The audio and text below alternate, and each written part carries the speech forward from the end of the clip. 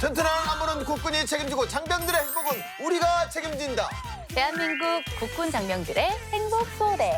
우리는 장병 여러분들께 꽤나 진심인 편입니다. 열린 병영 소통하는 병영으로 여러분들에게 한 발짝 성큼 다가가는 여기는 어디?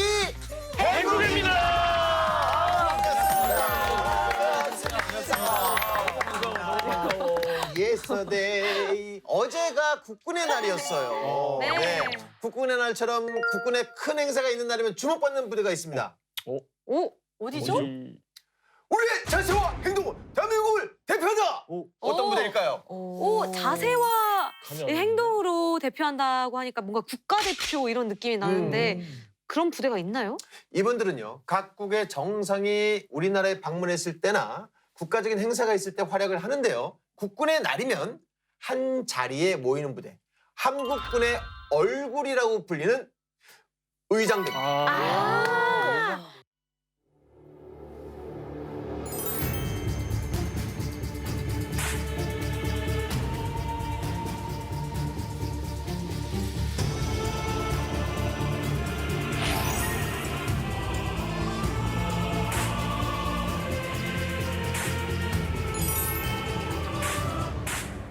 해들어! 총!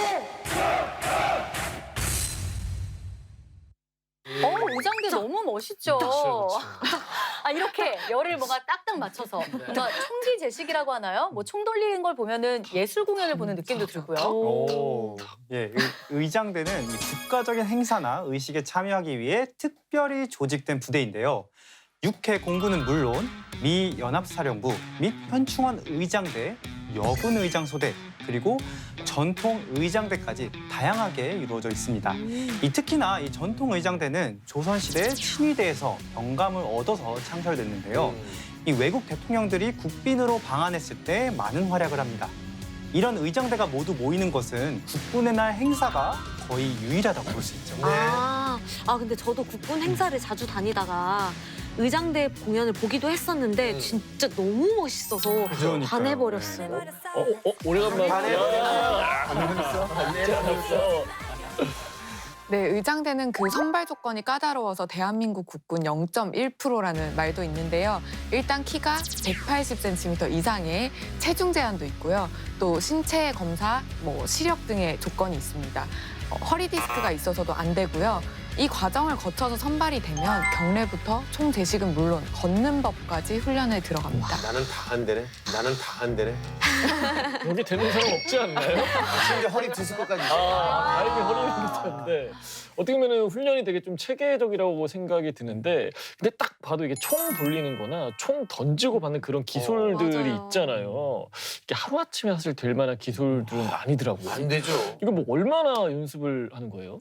이 총 돌리는 것부터 해서 행사에 나가기까지 거의 1년 이상을 훈련을 받는다고 보시면 됩니다. 이 우산에서 빗자루까지 이 막대기처럼 생긴 물건만 보면 다 돌리는 수준으로 연습을 한다고 해요. 대단하시다. 단체로 똑같은 동작을 완벽하게 해내야 하는 거잖아요. 그러다 보면 행사 때 긴장도 엄청 될 것 같은데 실수 한 번이면 끝나는 거 아닌가요? 그러니까 사람이니까. 그런 만일의 사태도 대비하는 게 바로 의장대입니다. 만약에 실수가 발생했을 때 자연스럽게 대처하는 동작도 사전에 계획을 한다고 해요. 만약에 총기가 부러졌다면 마치 그 총기가 부러진 것도 하나의 퍼포먼스인 것처럼 자연스럽게 예비 총기로 교체하는 것까지 준비를 하는 거죠. 플랜 A, 플랜 B, 네. 플랜 C 이렇게 있는 거구나. 그러네요. 정말 엄청난 훈련을 거치고 나서야 완벽한 퍼포먼스가 나오는 거군요. 정말 대단합니다. 행군기도 오늘 엄청난 소식들을 준비했습니다. 지금 바로 출발해 볼까요?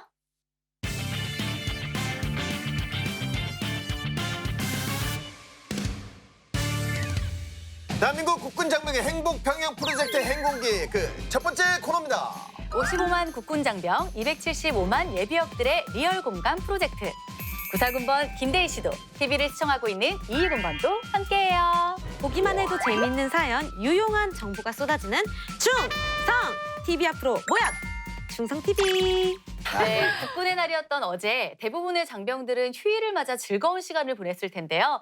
이렇게 즐거운 휴일에도 쉬지 못하고 묵묵하게 맡은 바 임무를 수행하고 있던 장병들도 있습니다. 아마 그런 장병들이 한둘이 아니었을 겁니다. 우리가 안전한 하루를 보낼 수 있는 건 모두 그런 병사들 덕분인데요. 자, 오늘은 국군의 날을 맞아서 보이지 않는 곳에서 대한민국의 안전을 수호하는 장병들의 이야기를 나눠보려고 합니다. 충성TV 대한민국의 방패 최전선을 사수하는 장병들 특집입니다. 야.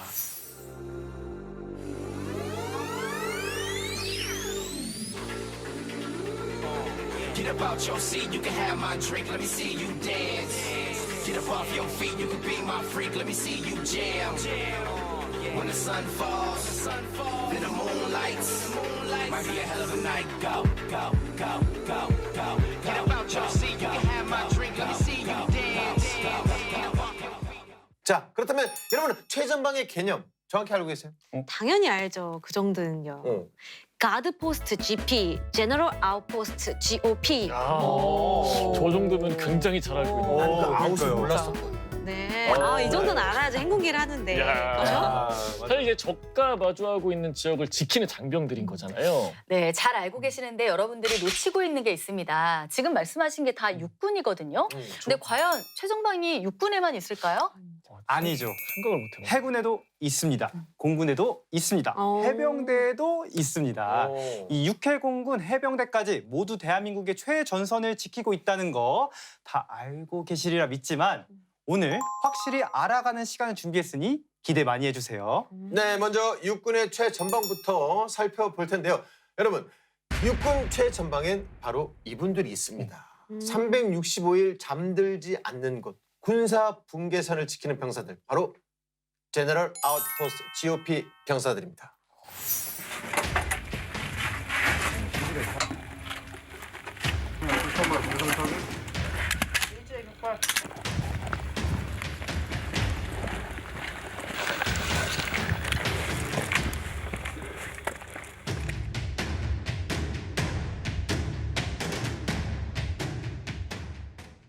네, 제네럴 아웃포스트 GOP. 소연 씨는 GOP를 어느 정도 알고 있나요? 자, 일단은 기나긴 뭔가 철책들이 이렇게 그렇죠. 있고 그곳을 이제 수호하시는 분들이 GOP 병사분들이시잖아요. 최전방에서 경계 근무를 선다.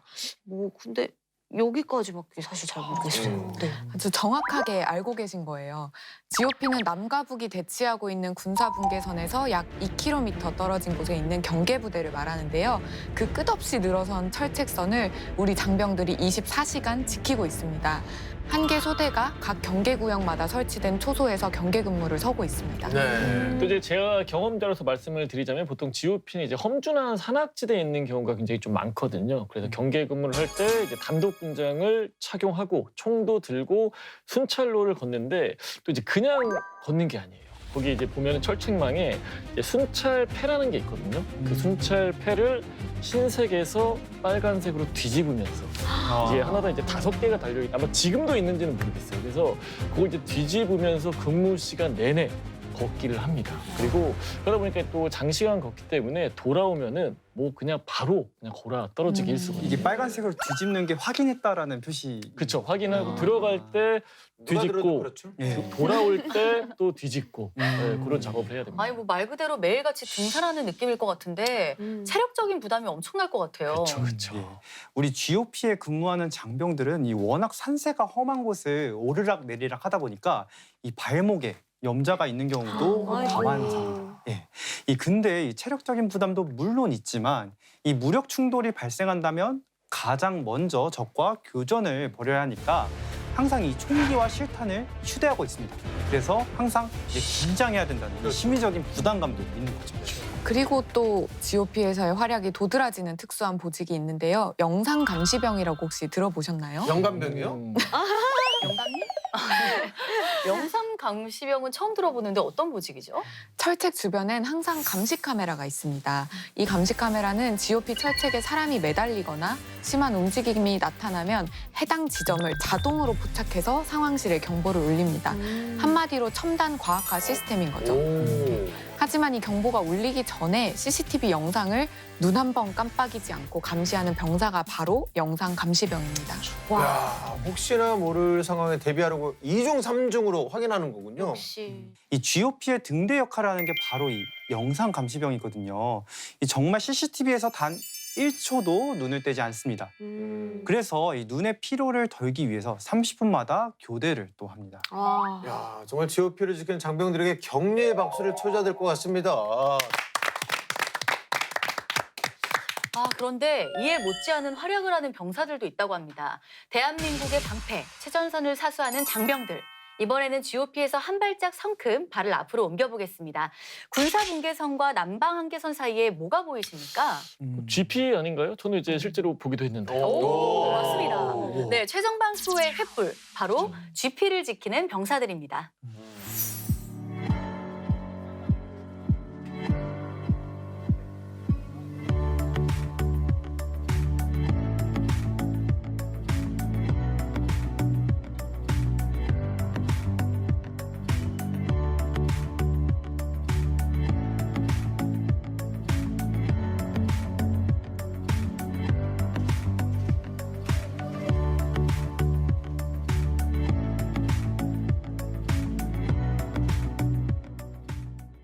그런데 남방 한계선이 있고 거기엔 또 철책들이 다 쳐져 있잖아요. 근데 거기가 끝이 아니라 그 안에 또 뭐가 있다는 거죠, GP가. GP는 군사 분계선과 남방 한계선 사이에 위치한 경계 초소를 말합니다. 한마디로 그 비무장지대 내에서 활약하고 있는 장병들인 거죠. 네.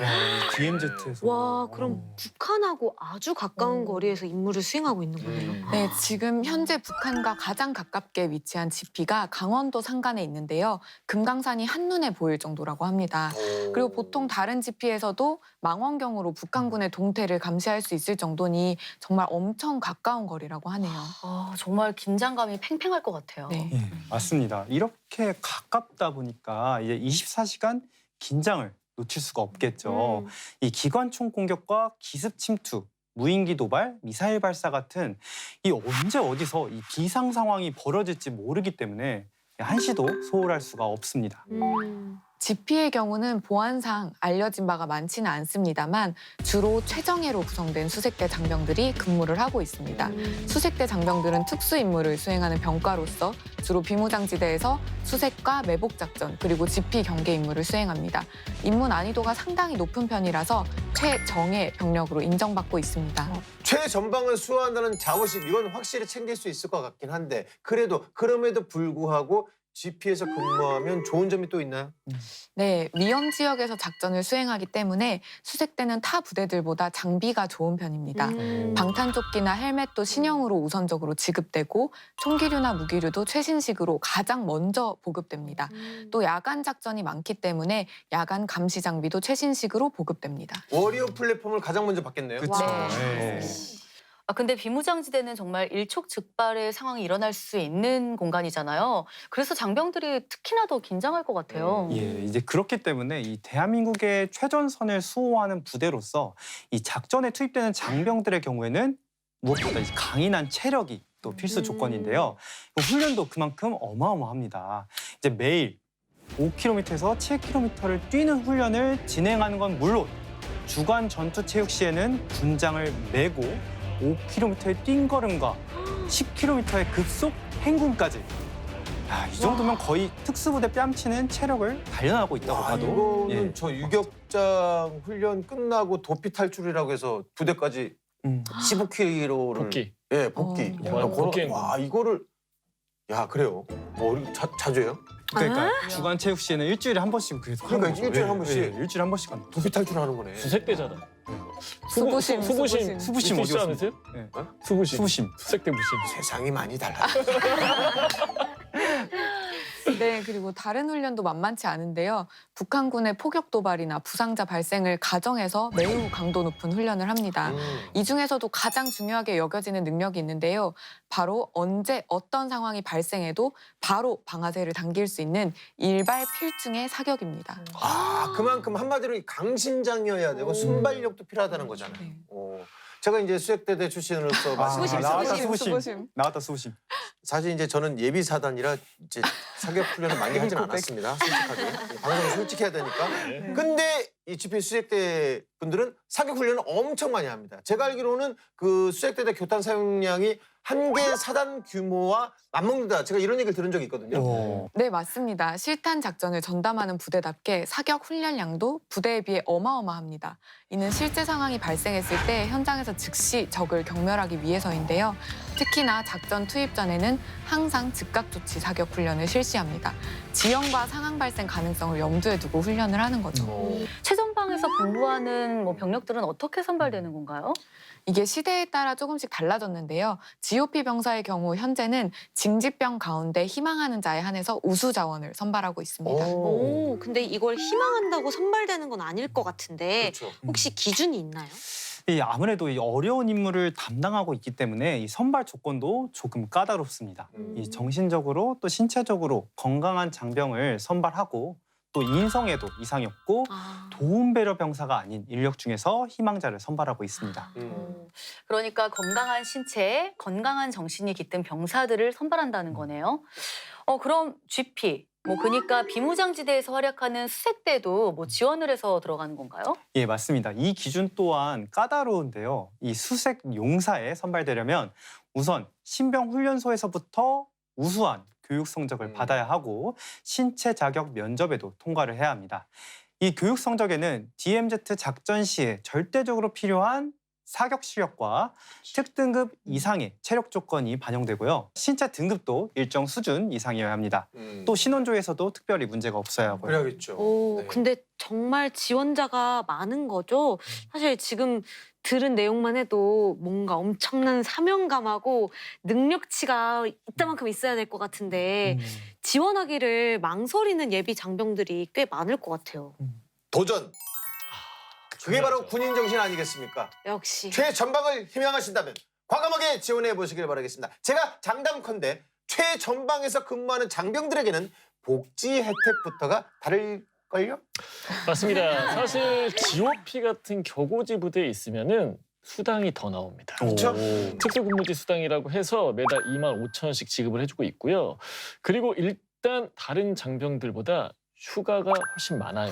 네, 제가 알기로는 그래야죠. 이제 한도 군생활을 하면 3일 나오는 걸로 알고 있거든요. 이거 부대마다 좀 다를 수는 있겠습니다만. 그래서 보통 이제 부대랑 비교했을 때 많게는 2.5배 이상 많습니다. 거의 일주일 정도. 최전방 지원하세요. 맞습니다. 자부심을 걸고 대한민국의 국대를 수호하는 병사들은 또 있습니다. 눈에 보이지 않는 것, 그 이상의 것을 수호하고 있는 장병들. 드넓은 바다 위에서 조국의 안녕을 최우선으로 생각하는 해군 장병들입니다. 해군의 다짐. 우리는 영예로운 충무공의 부예이다. 하나, 명령에 죽고 사는 해군이 되자. 둘, 책임을 완수하는 해군이 되자. 셋, 전기를 갈고 닦는 해군이 되자. 넷, 전우회로 뭉쳐진 해군이 되자. 다섯, 싸우면 이기는 해군이 되자. 나는 대한민국 해군이다. 와, 해군 장병분들. 근데 제가 약간 궁금한 게 있는데 네. 해군의 최전방은 어디인 거죠? 철책선은 이렇게 눈에 보이잖아요. 근데 바다에는 철책선이 없잖아요. 이 해군의 철책선, 제가 그어드리겠습니다. 이 육군의 GOP가 있다면 해군에는 NLL이 있습니다. 다들 아시죠? 국방한계선 NLL. 알죠. 예. 많이 들었죠. 예. 한반도는 이 삼면이 바다로 이루어져 있잖아요. 그래서 이 해안 경계는 필수인데요. 우리 해군의 경우 함대급 부대들이 각자 이 삼면의 바다, 즉 서해, 동해, 남해로 나눠 대한민국 면적 3배에 달하는 무려 3만 제곱킬로미터의 책임 해역을 아주 철통같이 수호하고 있습니다. 오, 아니 해군의 최전선이라는 게 좀 생소해서 더 궁금한데 어떻게 수호하고 있는 건가요? 현재 대한민국의 바다는 제1함대, 2함대, 3함대가 수호하고 있는데요. 하지만 그중에서도 해군이 특히 신경 쓰는 것은 서해안의 북방 한계선을 지키는 함대의 병력을 더욱 강화하고 있습니다. 서해인 이유가 또 있나요? 우리가 한 번씩 다 짚었던 영광스러운 해전들 있잖아요. 네.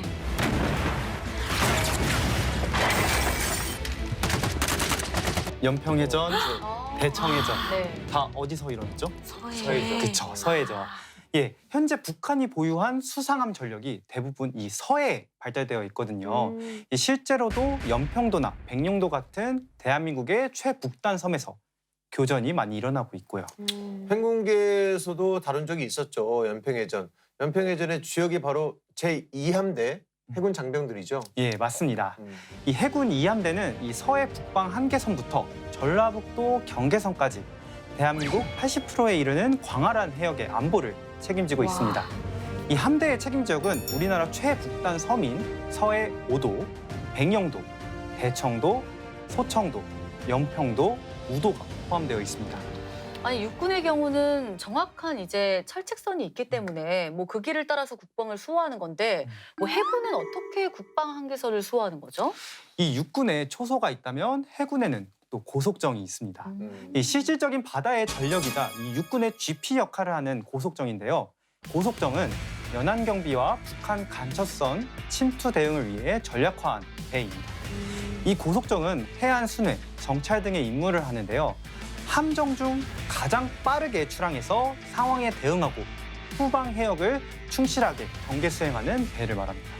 그럼 이 고속정이 위기 상황이 발생했을 때 바로 이제 출동하는 건가요? 네, 이 고속정 편대는 5분 대기조라고도 할 수 있는데요. 상황이 발생하면 바로 출동합니다. 그리고 또 바다 위에서 갖가지 일을 도맡아 하는데요. 어민들이 안전하게 조업할 수 있도록 조업 보호 지원 작전도 하고 북한의 도발과 같은 비상 상황이나 남북한 어선의 NLL 침범 같은 일이 발생하면 바로 뛰어나갈 준비를 이미 마치고 있습니다. 네. 막중한 임무를 맡은 만큼 훈련도 고될 것 같은데 훈련은 어떻게 하고 있나요? 아, 예. 이 크고 작은 훈련부터 이 정말 작은 훈련까지 세부적인 훈련이 정말 많습니다. 이 대표적인 훈련으로 연 2회 시행되는 해상 전투단 기동 훈련이 있는데요. 이 해상 전투단 기동 훈련의 경우 NLL 국지 도발, 대특수전 부대 작전, 합동전 작전, 해양 차단 훈련 등등 다양한 훈련을 받고 있다고 하네요. 네. 요즘 또 디지털 스마트 시대잖아요. 훈련 효과를 높이기 위해서 훈련 전에 이미 컴퓨터 시뮬레이션을 활용해서 훈련을 하고 있는데요. 이 훈련은 상황에 따라서 장병들의 지휘 판단 능력을 극대화시키고요. 또 대응 절차를 신속하게 익히도록 하는 훈련입니다. 자, 이쯤에서 꼭 짚고 넘어가야 할 게 있죠. 해군이 서해 최일선 해상을 수호한다면 이분들은 서해의 지상을 수호하고 있습니다. 바로 해병대. 오. 자, 이 해병대는 지상에서 대한민국의 국토를 또 수호하고 있는데요. 예, 특히나 이 연평도의 경우 군사적으로 아주 중요한 요충지이기 때문에 철통 같은 경계태세를 유지하고 있습니다. 이 연평도를 수호하는 해병대의 경우 평소에는 연평도에 주둔하면서 경계 및 방어 임무를 하고 전시에도 역시 연평도 일대를 적의 침입으로부터 방어하는 임무를 도맡고 있습니다. 네, 육군에서부터 해군과 해병대까지 최전방을 수호하는 장병들에 대해 알아봤는데요. 벌써 이미 뿌듯합니다. 그런데 아직 남았죠? 남았어요? 그러게요. 안 남았을까요?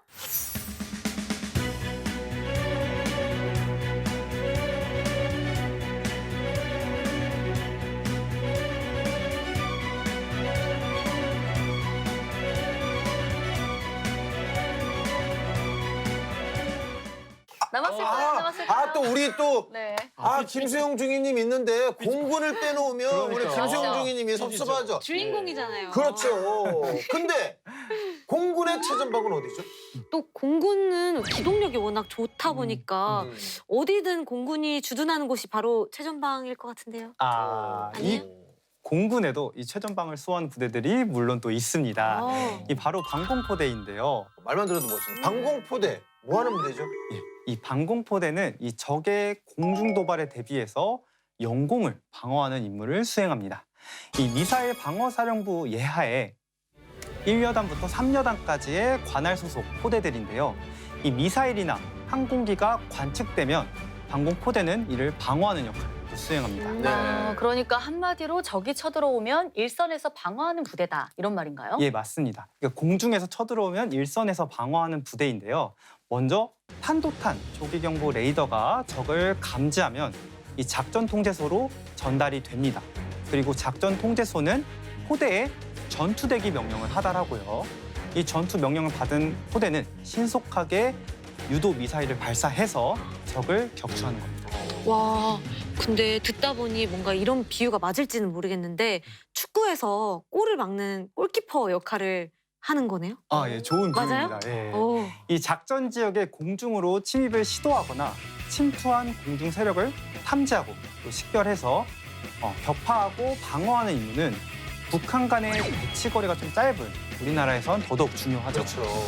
아까 소연 씨가 했던 그 말. 공군이 있는 그 어디든 그곳이 바로 최전방 아니겠습니까? 네, 맞습니다. 이 육해 공군 모두 이 국가 안보를 위해서 불철주야 노력하고 있다는 사실을 우리 모두가 꼭 기억해 주시면 좋을 것 같아요.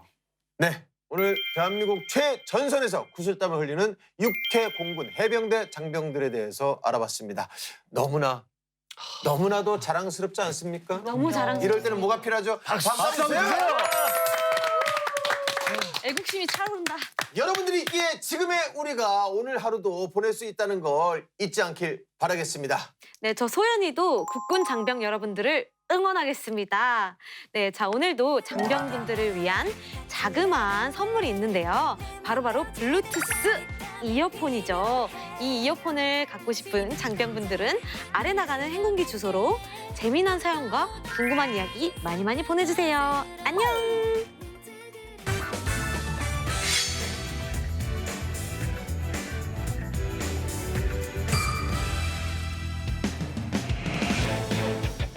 대한민국 국군 장병들의 인권을 사수하라. 행복한 내일을 위해 그날의 사건을 되짚어보는 사건의 재구성 시간입니다. 장병들의 행복한 병영 그리고 인권을 위해 행군기가 앞장서겠습니다. 지금껏 관습이라는 이름으로 자행되어 온 악습. 불합리한 관행, 이제는 안녕. 군에서 벌어진 하나의 사건을 다각도로 짚어보고 문제점을 하나하나 살펴보는 사건의 재구성입니다. 네, 오늘도 사건의 재구성 마스코트 육군본부 과학수사센터의 윤대중 수사관님 모셨습니다. 네, 반갑습니다. 안녕하세요. 안녕하세요. 윤대중입니다. 국군 장병의 인권 사수를 위해 언제든 앞장서겠습니다. 감사합니다. 자, 오늘의 사연 바로 만나보시죠. 근데 이때 뭐야? 깨졌다. 한 병사가 강물대 거울을 주먹으로 내리친 곳인데요. 아이고, 이거 어떡해? 와, 큰일 났네. 아이고, 야, 심하네. 조사 도중에 좀 놀라운 사실이 하나 더 드러나는데요. 그러니까 이날의 사건으로 전말이 다 드러나게 됩니다.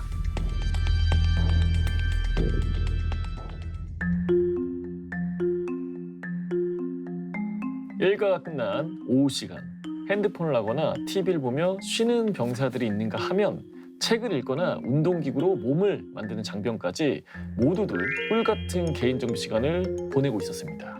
그런데 이때 뭐야? 깨지는 소리야. 깨졌다. 맞아요. 한 병사가 관물대 거울을 주먹으로 내리친 곳인데요. 그리고는 밖으로 달려나간 병사 유리문에 발길질까지 해대기 시작합니다. 아니 왜 엄청 화가 났나 보네. 뭐 분풀이하는 건가? 난동을 피운 병사는 A 병사. 간부들이 뛰어오고 주변에 있던 병사들도 A 병사를 말립니다. 하지만 A 병사는 악을 쓰면서 위를 향해 달려드는데요. 아, 놔! 나 이렇게 못 살아! 아니 무슨 일이길래 그 정도로 갑자기 난동을 피우는 거죠? 아니, 뭔진 몰라도 일이 엄청 크게 꼬인 것 같아요. 도대체 무슨 일이 있었던 걸까요? 사건은 몇 달 전으로 거슬러 올라갔는데요. 그날은 유격 훈련이 있던 날이었습니다. 유격. 네. 장애물을 극복하는 난간 뛰어오르기 훈련하던 도중 A 병사는 그만 발을 헛딛고 말았는데요. 문제는 난간에 얼굴을 세게 부딪히고 말입니다. 아우, 팍! 얼굴을. 네, 얼굴은 또 특히 아플 텐데. 그렇죠. 코에서 피가 줄줄 흘러내리는 바람에 네. A 병사는 바로 군병원으로 후송됐습니다. 검사 결과 코뼈가 골절이 됐고요. 어떡해. 지체 없이 바로 코 수술이 진행되었습니다. 근데 코면 얼굴의 중심부잖아요. 되게 섬세하게 잘 하셔야 될 것 같은데. 아니 뭐 걱정 안 하셔도 되는 게 군 병원에도 성형외과가 있습니다. 아 그래요? 네. 훈련 중에 이제 얼굴을 다치기도 하기 때문에 네. 성형외과도 꼭 필요하죠. 다행히 이제 수술은 무사히 끝났습니다. A 병사는 입원실로 이동을 했고요. 아무래도 이제 얼굴이니까 수술 경과가 이제 어떻게 될지 걱정이 많았다고 해요. 그런데 이제 부목을 잠시 풀었을 때 뭔가 좀 이상하다고 하더라고요. 전보다 네. 콧대가 높아 보이는 거예요. 아니 딱. 수술 직후여서 부어서 그렇게 보였던 거 아닐까요? 아니, 설마 뭐 수술이 잘못되거나 그런 건 아니겠죠? 이제 시간이 지나고 붓기는 많이 가라앉았는데요. 근데 이제 이상하게 콧대는 더 날렵하고 이제 높아 보이는 거예요.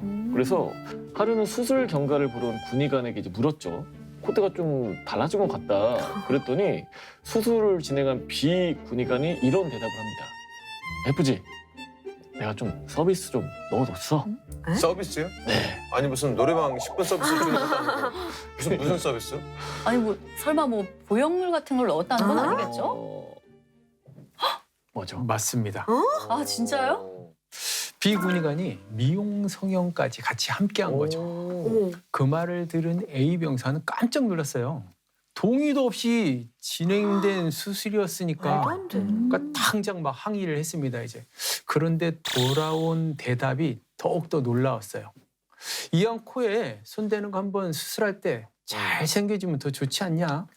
이런 아니 거죠. 너무 황당해요. 그런 수술 같은 경우에는 환자의 동의가 당연히 필요한 거 아니에요? 그렇죠. 처음에는 이제 어리둥절했죠. 근데 이제 달라진 얼굴을 보니까 나쁘지 않은 거예요. 뭐 공짜 수술로 날렵한 콧대를 얻게 됐으니까요. 그래. 근데 여기서 A 병사의 머리에 이 상황을 이용할 수도 있겠다라는 생각이 스칩니다. 아니 왜 상황을 이용한다는 게 뭘 어떻게 한다는 거죠?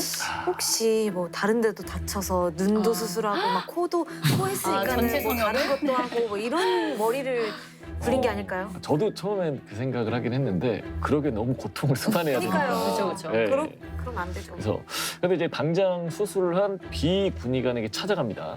뭐 동의 없이 수술한 거 이거 문제가 될 수 있는 거 아닙니까? 대신에 한 달 더 입원을 하게 해주십시오. 아니면 뭐 저 마편 쓰겠습니다. 마음의 편지. 네. 그러니까 아무래도 군 병원에 있는 게 좀 편하니까 더 그쵸. 있으려고 맞아요. 군의관한테 딜을 건 거네. 와 너무 소름 돋는데 이 사람 정말 영악한 것 같아요. 그러니까. 당시에 A 병사의 계급은 2등병이었어요. 그러니까 군에 적응하는 게 되게 많이 힘들었는데 수술 때문에 군병원에 오니까 너무 편한 거예요. 게다가 얼마 전에 동기에게 이런 전화까지 받았거든요. 편하지? 우린 너 대신 임시로 보급계 일까지 하게 됐다. 지금 인원이 없어서 너무 힘들어. 팔자 좋은 놈 부럽다. 친구 아닌 것 같은데. 아니 그러니까 입원해 있는 동안 동기가 A 병사의 업무까지 다 맡은 거군요. 아, 인원이 없어서 한 명 빠진 게 굉장히 큰 타격이었겠네요. B 군의관도 가만히 있진 않았어요. 입원 기간을 연장해 주는 대신에 더는 문제를 제기하지 않겠다는 각서를 받은 거죠, 이제. A 병사는 각서를 쓰고 푹 쉬다가 부대로 복귀하게 됩니다. 아, 꿀이네. 그렇게 사건이 마무리되는 줄 알았죠. 그렇게 사건이 마무리되면 또 사건의 재구성이 안 아, 되죠. 그렇죠, 무슨 그렇죠. 문제가 생겼는데 뭐 뒤늦게 누가 폭로를 했나요? 몇 달이 지나고 계절이 바뀌어 겨울이 옵니다. 그런데 이제 부대에 복귀한 A 병사에게 새로운 별명이 생겼는데요. 바로 루돌프 그리고 딸기코. 뭔가 문제가 생겼나 보다 코에. 어떡해. 느낌이 오죠? 네. 찬바람이 닿기만 해도 A 병사의 코끝이 아주 빨갛게 변했거든요. 문제는 이뿐만이 아니었는데요. 코가 휘는 것 같더니 아이고. 이 콧구멍이 점점 짝짝이가 되는 거예요. 이렇게. 심지어 이제 잠잘 때는 코가 막혀서 숨쉬기도 어려웠고요. 이게 당시 이제 A 병사의 코 사진인데요. 아이고. 어떡해. 이거 어떡해. 와 큰일 났네. 아이고, 야 심하네. 진짜 비대칭이다. 아니 비대칭이 문제가 아니라 위에 이렇게 빨갛게 그냥. 괴사되고 있는 것 같은데. 그러게요 진짜. 아프겠다. 어우 너무 심하네. 이거 누가 봐도 이거는 성형 부작용인데. 네. 그렇죠, 그렇죠. 빨리 군 병원에 가봐야 될 것 같아요. 수소문 끝에 B 군의관의 연락처를 아뢰는 A 병사가 네. 전화를 걸어서 문제를 제기했어요. 그런데 B 군의관이 어떤 반응을 보였을까요? 이게 그 당시 통화 내용인데 한번 들어보시겠어요? 네. 네. 한 달 입원도 하는 대신에 문제 제기 안 한다고 각서 썼잖아. 왜 이래? 너도 잘못 있는 건 알지? 다시는 연락하지 마. 아니 사람 얼굴이 망가졌는데 연락하지 말라고요? 아니 뭐 게다가 수술을 의뢰한 적도 없잖아요. 이제 이 B 군의관은 더 이상 전화도 받지 않았습니다. A 병사는 매일매일 거울을 보는 게 괴로웠다고 해요. 네. 그런데 이제 어느 날 아무 거울을 보고 이제 폭발해버린 거죠. 매일 이 거울로 망가진 자기 얼굴을 보면 얼마나 화도 나고 괴롭겠어요. 맞아요. 심지어 다른 데도 아니고 얼굴인데 그러니까. 너무 속상하죠. 그러니까 이날의 사건으로 전말이 다 드러나게 됩니다. 조사가 시작됐고 A 병사는 민간병원에서 진료를 받게 됐는데요. 결과는 되게 충격적이었어요. 코 안에 넣었던 보형물이 피부를 뚫고 나오는 바람에 안에서 괴사가 진행되고 있었고요. 부형부축이 와서 코 모양도 변형이 된 상태였어요. 이후에 보형물도 제거하고 재수술도 했지만 원래의 모습은 찾을 수 없었습니다. 어떡해. 그럼 코가 그렇게 망가진 채로 평생을 살아야 되는 건가요? 아니 아직 어린 친구인데. 그렇죠. 어떡해. 근데 이게 조사 도중에 좀 놀라운 사실이 하나 더 드러나는데요. 처음 A 병사가 군병원에 후송됐을 때는 코뼈가 골절된 상태가 아니었어요. 그냥 연골이 찢어진 정도라서 시간이 지나면 자연 회복이 되는 상태였던 거죠. 아니 코가 골절이 된 게 아닌데 그럼 수술을 왜 한 거야? 그러게요. 조사를 하던 수사관도 황당해서 군의관에게 물었죠. 수술 왜 한 거냐고. 그랬더니 상상 이상의 답이 돌아왔어요. 손이 녹슬지 않기 위해서 그랬다라는 거죠. 황당하죠? 한마디로 병사를 상대로 수술 연습을 하려고 했던 겁니다. 자, 이 사건 다들 어떻게 생각하십니까? 사람의 얼굴을 가지고 연습을 한다는 게 너무 충격적이에요 지금. 이게 그러니까. 처음에는 저는 그 이제 병사가 조금 이렇게 해서 이용을 한다라는 것 자체가 좀 나쁘다고 생각을 했는데 말도 안 하고 그냥 본인 테스트용을 이렇게 했다라는 게 심한 거 아닌가 싶거든요. 그러니까 내가 봤을 땐 A 병사가 처음에 이런 일이 있었을 때 바로 신고를 했으면 맞아요. 좀 괜찮았을 텐데. 근데 어떡하죠? 저는 이제 이야기를 들으면서도 군 병원에도 성형외과가 있다는 게 되게 처음 안 사실이어서 너무 놀랐어요. 네.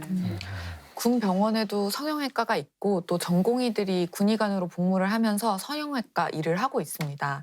군에서도 성형외과가 필요하거든요. 왜냐하면 간혹 훈련 중에 코뼈가 무너진다거나 얼굴이 함몰되는 사고가 발생할 수도 있는데요. 이럴 때 재건 성형을 위해서 군 병원에 성형외과가 있는 겁니다.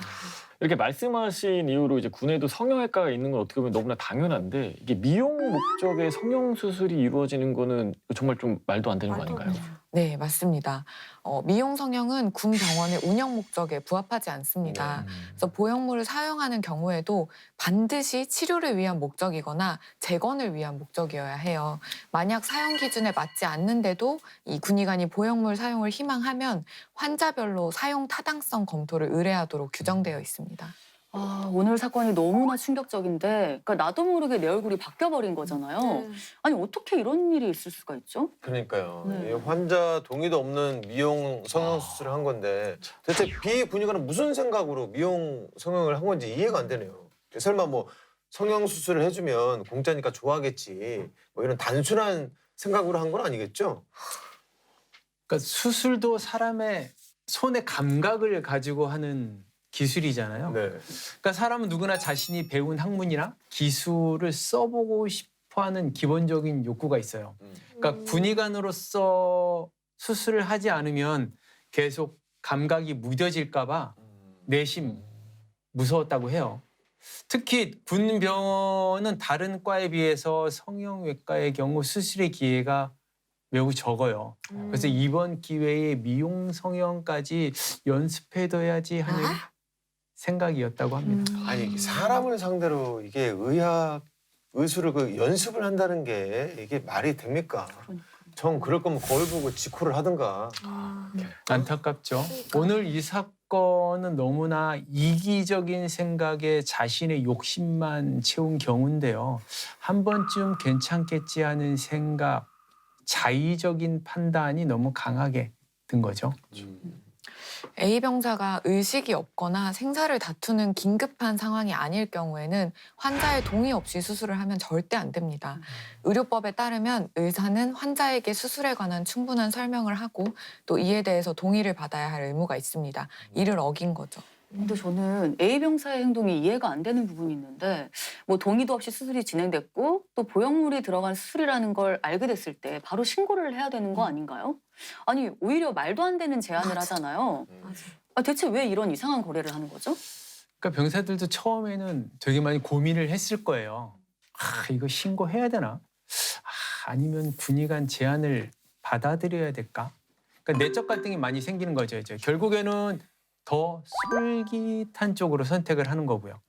비용도 들지 않고 부대에 복귀하는 것도 미루어진다니까 이거는 완전히 이득이라고 생각한 거죠, 이제. 실제로 군에서 성형수술을 받은 사례들을 보면 그 수술받은 시기가 대부분 이병 때이거나 일병일 때가 있는데요. 보통 이때는 군 생활에 적응하기 힘든 시기거든요. 그래서 군병원에서 치료는 비용도 들지 않는 데다가 수술을 받으면 한 달 정도를 쉴 수 있기 때문에 무리한 성형수술에 동의한 것으로 보입니다. 이는 절대로 해서는 안 되는 일이라는 거 꼭 기억하시길 바랍니다. 그러니까 군병원에서 미용 목적의 성형수술이 이루어지는 거는 있을 수 없는 일이죠? 그럼요.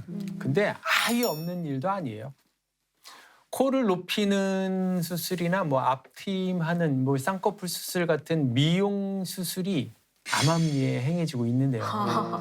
훈련 중 사고로 얼굴에 경도 화상을 입은 모 일병이 3주 치료를 받고 생활관에 복귀를 했는데 생활관 동기들 중에 단 한 명도 모 일병을 알아보지 못했다는 우픈 이야기도 있습니다. 아니 경도 화상이면은 뭐 가벼운 화상이어서 그냥 연고 바른 수준으로 끝낼 수도 있는데 크게 안 다쳐서 뭐 참 다행이긴 합니다만 그렇죠. 화상 치료 받으러 갔다가 눈, 코, 입이 그냥 다 바뀐 사례네요. 그러니까 또 다른 사건이 하나 있는데요. 한 병사가 자신과 친한 군의관에게 쌍꺼풀 성형을 부탁하고 결국 수술까지 했습니다. 그런데 붓기가 가라앉을수록 이상한 예감이 들더니 급기야 한쪽 눈이 안 감기는 거예요. 아니 성형수술 부작용이 나타난 것 같은데 아니 한쪽 눈이 안 감기면은 이건 엄청 심각한 건데 어떻게 됐나요? 그러니까 병사는 군의관에게 의료과실로 지금 소를 제기한 상태이고요. 의료과실의 경우 피해자가 의사의 실수를 직접 입증해야 하기 때문에 결코 쉽지 않은 싸움이죠. 그러면 군의관은 현재로선 어떤 처벌도 받지 않은 상태인 거죠? 이 의료과실 소와는 별개로 그 법규상 할 수 없는 미용 목적의 성형수술을 했기 때문에 법령준수 의무 위반으로 징계 사유에 해당합니다. 아니 뭐 친한 군의관이라고 했는데 뭐 사람도 잃고 본인 눈도 망가지고 아니 병사 부작용은 뭐 안타깝지만 이와 별개로 본인도 병사 그렇죠. 본인도 잘못을 한 거잖아요. 군 병원에서 미용 성형을 이렇게 했으니까 이에 대한 뭐 처벌은 없나요? 아마 이 병사의 경우는 그 미용 성형이 아닌 다른 사유로 내가 아파서 수술을 해야 된다는 내용으로 허위 보고를 했을 것으로 의심이 되는데요. 이게 사실일 경우는 성실의무 위반의 징계 사유에 해당할 수 있습니다. 아니 성형 관련 사건이 이렇게 군에서 많이 일어나고 있는지는 네. 상상도 못했습니다. 그러니까요. 정말 성공했었어요. 네. 또 다른 사건도 한번 만나보겠습니다. 사건을 좀 더 다양한 각도에서 살펴보기 위해서 준비한 코너 속의 코너 사건인 사건입니다. 원보람 법무관님이 준비하셨죠? 네, 맞습니다. 전역 전 성형수술이 하고 싶었던 김 병장은 외부에서 성형수술을 받을 계획을 세웁니다. 그리고 대민 지원을 나간 날 실행에 옮기는데요. 아파트 2층 높이에서 고의로 떨어지고 결국 비골과 경골이 골절되는 사고에 이릅니다. 아니 그 미친놈 아니야. 목숨이 몇 개 되지 아니 않으면 그렇게 절실했단 말이에요. 할 수가 없는데 너무 무식한데요. 그 아파트에서 떨어지는 그 용기로 좀 더 다른 의미 있는 일을 찾으면 좋을 것 같은데. 와, 이거 너무 상상치도 못했는데 이 경우에는 어떻게 처벌을 받게 되나요? 만약 이제 복무를 기피할 목적까지 같이 인정이 되면 군형법상 근무기피 목적 상해죄로 징역 3년 이하의 형사처벌을 받을 수 있습니다.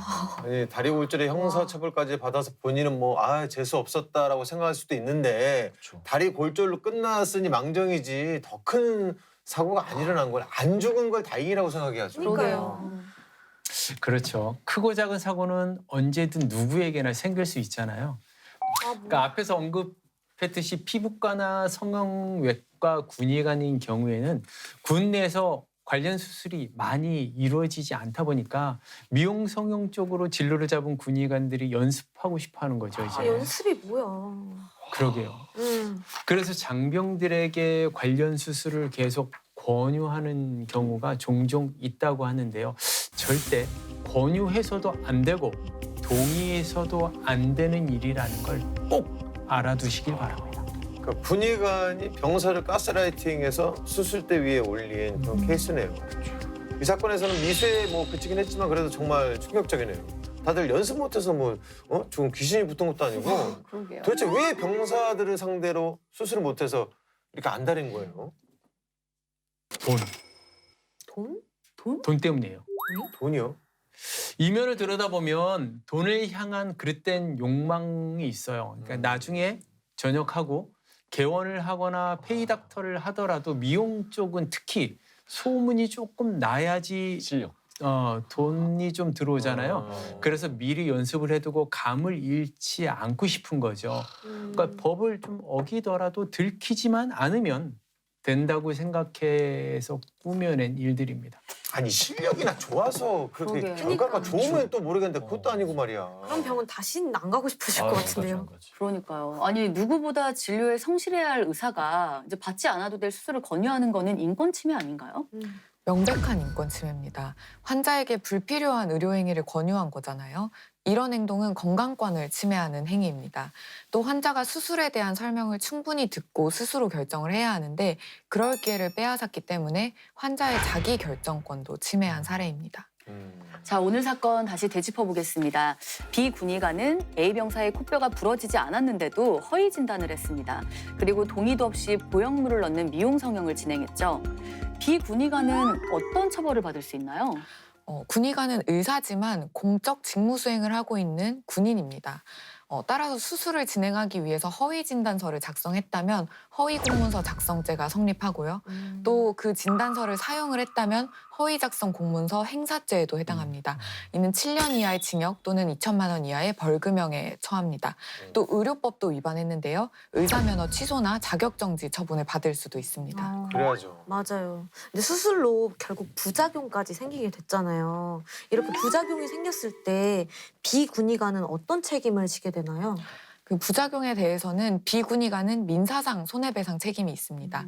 A 병사가 부작용을 치료하는 데 드는 비용을 배상해야 하는데요. 또 재산상의 손해뿐만 아니라 정신적인 손해도 배상해야 합니다. 실제로 환자의 동의 없이 쌍꺼풀 수술을 진행했는데 그 수술 경과가 좋았던 사건이 있었어요. 근데 기능과 외관에는 전혀 문제가 없었지만 동의 없는 수술로 생긴 정신적인 고통에 대해서는 위자료를 인정한 판례도 있습니다. A 병사의 경우 거울을 보고 화가 나서 거울을 깨고 또 심지어 난동을 부려서 주변 사람들을 힘들게 했잖아요. 이 부분은 A 병사가 잘못했지만 또 A 병사 입장에서 생각해보면 울컥 화가 치밀어 올랐을 것 같아요. 아마도 A 병사는 군의관을 증오하게 된 걸로 보이는데요. 그러니까 불합리한 상황에서 우리는 분노를 하게 되죠. 그러니까 다만 특정한 사람에게 분노가 생겼는데 해소가 안 되면 이게 증오로 발전이 돼요. 그래서 증오를 표출하는 방법으로 과격한 행동을 취하게 되는 겁니다. 근데 이제 A 병사는 미용 성형 수술을 받은 걸 알고 나서도 어떤 신고나 보고를 하지 않았잖아요. 이렇게 부정을 묵인하는 것도 문제가 되지 않나요? 규정에 따르면 직무와 관련된 보고의 누락은 징계 처분을 받을 수 있습니다. 하지만 A 병사의 미용 성형 수술은 병사 본인의 직무와는 관련이 없기 때문에 이걸 묵인하더라도 처벌을 받지는 않습니다. 다만 이 묵인을 넘어서 허위로 보고한 부분이 있다면 이건 별도로 징계를 받을 수도 있습니다. 네, 묵인도 묵인이지만 사실 그 A 병사도 잘못을 했잖아요. 맞아요. 부정 수술을 꼬투리 잡아서 군병원에서 좀 편하게 오래 있으려고 딜을 했는데 이것도 처벌을 받는 사안이겠죠? 네, 맞습니다. 군형법상 근무 기피 목적 위계죄로 1년 이하의 징역에 처할 수 있는데요. 또 부대 이탈 금지 의무 위반에 해당해서 최소 견책에서 최대 강등에 이르는 징계 처분을 받을 수도 있습니다. A 병사가 심각한 부작용을 얻긴 했지만 A 병사 때문에 피해를 본 다른 병사들도 있잖아요. 뭐 업무를 대신할 수밖에 없었던 동료 병사들도 그렇고요. 뭐 A 병사도 타인의 인권을 침해한 거 아닌가요? 네, 맞아요. A 병사는 일부러 자신에게 주어진 과업을 하지 않아서 다른 병사들의 행복 추구권과 휴식권을 침해했습니다. 또 A 병사가 군병원에서 허위로 병실을 차지하는 바람에 치료가 필요한 다른 장병들이 의료 서비스를 받지 못했을 가능성이 크죠. 이는 타인의 의료권을 침해한 행위입니다. 아, 근데 다시는 이런 일이 재발하지 않아야 할 텐데 군에서는 어떤 노력을 하고 있나요? 그러니까 성형수술 관련해서 보형물 사용 기준 교육을 시행하고 있습니다. 특수 수술 재료 사용 기준에 부합하지 않는 수술을 시행한 군의관에 대해서는 사실관계를 확인하고 수술 제한 등의 강화된 처분을 내리고 있어요. 네, 군병원은 치료가 필요한 장병들을 위해서 준비된 기관입니다. 부적절한 수술이나 시술이 이루어지지 않도록 앞으로도 많은 노력이 필요하겠습니다. 국군 장병 여러분들의 소중한 인권을 지키기에 국방헬프콜 1303번이 24시간 365일 열려 있습니다. 여러분의 인권이 침해당했을 때는 언제든 도움을 요청하시기 바랍니다. 자, 오늘 사건의 재구성 여기서 마무리하겠습니다. 모두가 웃을 수 있는 군대가 되는 그날까지 아름다운 병영 문화를 만들어가는 행군기가 앞장서겠습니다. 다음 주에도 많은 기대 부탁드립니다. 자, 차렷! 견해! 행군! 산책을 하던 비하사는 이상한 장면을 목격을 합니다. 보급 창고에서 병사들이 우르르르 올려나오는 장면이 있는데요. 눈에 거슬리는 물건이 하나 있었는데요. 아니에요? 야, 그거 걸리면 어떻게 될 것 같아? 나만 안 죽어. 이거 완전 미친 건데.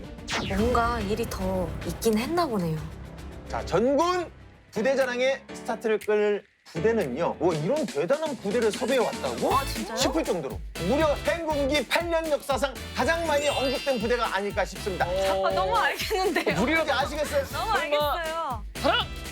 파란 부대 아닌가요? 맞습니다. 최강의 전투력을 자랑하는 제11기동사단 파랑부대 전우들을 이 자리에 모시겠습니다. 나와주세요. 네! 반갑습니다. 반갑습니다.